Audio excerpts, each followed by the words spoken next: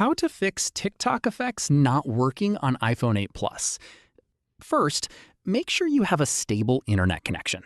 You can also turn airplane mode on, wait a few seconds, and then turn it off. If the problem continues, open TikTok and tap Profile at the bottom. Then tap the three-line menu in the top right corner and select Settings and Privacy. Scroll down and tap Free Up Space. Next to Cache, tap Clear and Confirm. After that, close TikTok completely. Then open it again and check the effects. If the effects are still not working, try offloading the TikTok app. Open Settings. Tap General, and then select iPhone storage.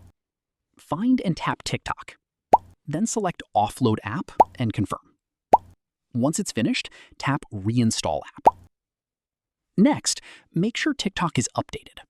Open the App Store, tap your profile icon, and check for available updates. If TikTok has an update, tap Update. Finally, if you're still unable to use certain effects or filters, the feature may be unavailable for your account, region, or iPhone model.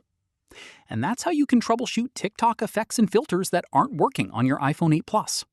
If you found this tutorial helpful, give this video a thumbs up, subscribe to the channel. Thanks for watching.